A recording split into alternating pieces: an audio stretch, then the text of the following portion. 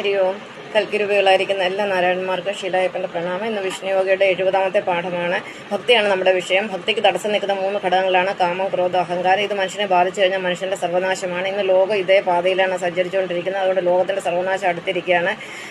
അത് നമ്മൾ എവിടെ നോക്കിയാലും നമുക്ക് അധർമ്മോ അക്രമോ മാത്രമേ കാണാനുള്ളൂ. 2026 അവസാനം ആകുമ്പോഴത്തേന് ലോകമൊക്കെ ഒന്ന് നശിച്ച് ശാന്തമാകും. മനുഷ്യന് ശാന്തിയും സമാധാനവും കിട്ടും. പല കാര്യങ്ങളും നമ്മൾ പഠിക്കും നമ്മുടെ ജീവിതത്തിൽ നിന്നാണ്. എൻ്റെ ജീവിതത്തിൽ നിന്ന് ഞാൻ ഒരുപാട് കാര്യങ്ങൾ പഠിച്ചിട്ടുണ്ട്. ജീവിതം തന്നെ ഒരു വലിയ സർവകലാശാലയാണ്. അതിൽ നിന്ന് പഠിച്ച 1-2 കാര്യങ്ങൾ പറയാൻ ആഗ്രഹിക്കുന്നു. ഒന്നാമത്തേന്ന് 1987 എനിക്കൊരു മകൻ ജനിക്കുന്നത്. അന്ന് എനിക്ക് 24 വയസ്സാണ് പ്രായം. അന്ന് അവനെ ഭക്തിയിൽ വളർത്താനോ ഒന്നും എനിക്ക് പറ്റിയില്ല. അത് കാരണം അവനിൽ ആസുരിക സ്വഭാവമാണുള്ളത്. അവന് കാമം, ക്രോധം, അഹങ്കാരം, തന്നെയല്ല അലസത, മടി, ജോലി എടുക്കത്തില്ല. ഒരു ജോലി അവനെടുക്കാൻ താല്പര്യമില്ല. പക്ഷെ ജോലി എടുക്കാൻ പാടില്ല, പക്ഷെ കാശ് വേണം. ഇതാണ് ചിന്താഗതി, ദൈവനിഷേധം, ഇതെല്ലാം ഉള്ള ഒരു പുത്രനാണ്. 38 വയസ്സായി. അവന് യാതൊരു മാറ്റമില്ല. അവനെ നന്നാക്കണമെന്ന് എനിക്ക് വലിയ ആഗ്രഹമായിരുന്നു. വളരെ ശ്രമിച്ചു നോക്കി, ഒരു രക്ഷയുമില്ല.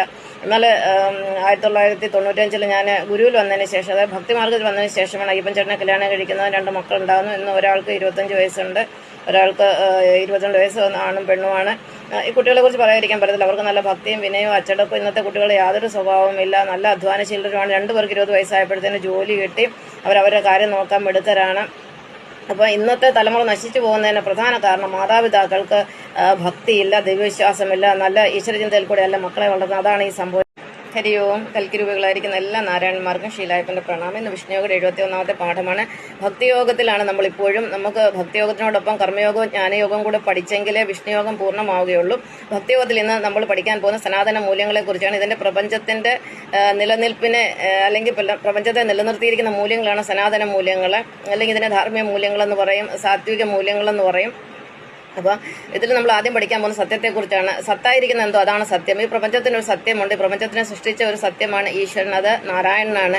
അതല്ലാതെ മറ്റൊന്നും സത്യമല്ല. നമ്മൾ ഈ കാണുന്ന പഞ്ചഭൂതങ്ങളും മറ്റ് സർവ്വചരാചരങ്ങളും, പക്ഷികളായിക്കോട്ടെ, പക്ഷിമൃഗാദികളും വൃക്ഷലതാദികളും മനുഷ്യരും ഉൾപ്പെടുന്ന സകല ചരാചരങ്ങളും ഒരു ദിവസം ഇല്ലാതായി അത് വാതകാവസ്ഥയിലേക്ക് മാറുന്നതാണ്.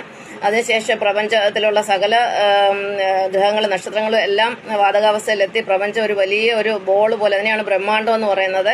അങ്ങനെ ഒരു ബോൾ പോലെ ആവും. അത് ഒരു വാതകാവസ്ഥയിലുള്ള ഒരു ഗോളമാണ്. പിന്നീട് അത് തണുത്തിട്ടാണ് പ്രപഞ്ചത്തിലെ സൃഷ്ടി നടക്കുന്നത്. ഇതിന്റെ എല്ലാം പിന്നെ പ്രവർത്തിക്കുന്ന സത്യം എന്ന് പറഞ്ഞ ഈശ്വരനാണ്. അപ്പം ഈശ്വരനിലേക്ക് അടുക്കുന്ന നാം, അല്ലെങ്കിൽ ഭക്തിയിലൂടെ സഞ്ചരിക്കുന്ന നാം എപ്പോഴും സത്യം പറയേണ്ടതാണ്. അതിൽ സത്യസന്ധമായി പെരുമാറുന്ന, ആരെയും വഞ്ചിക്കരുത്, ചതിക്കരുത്. അപ്പോൾ സത്യം പറയുന്നത് നമ്മുടെ ജീവിതത്തിൽ വളരെ അത്യാവശ്യമാണ്. സത്യമാണ് ആദ്യത്തെ സനാതന മൂല്യം. 2ാമത്തെ മൂല്യം എന്ന് പറയുന്നത് ശുദ്ധിയാണ്. Cleanliness is next to godliness എന്ന. ഭക്തരായിരിക്കുന്നു അല്ലെങ്കിൽ ഈശ്വരനിലേക്ക് സഞ്ചരിക്കുന്ന എപ്പോഴും ശുദ്ധി സൂക്ഷിക്കേണ്ടതാണ്. അതായത് ശരീരത്തിന്റെ ശുദ്ധി, മനസ്സ്, വാച, കർമ്മണ, മനസ്സുകൊണ്ടും വാക്കുകൊണ്ടും പ്രവൃത്തി കൊണ്ടും നമ്മൾ എപ്പോഴും ശുദ്ധിയുള്ളവരായിരിക്കണം. ആ ശുദ്ധിയെക്കുറിച്ച് നാളെ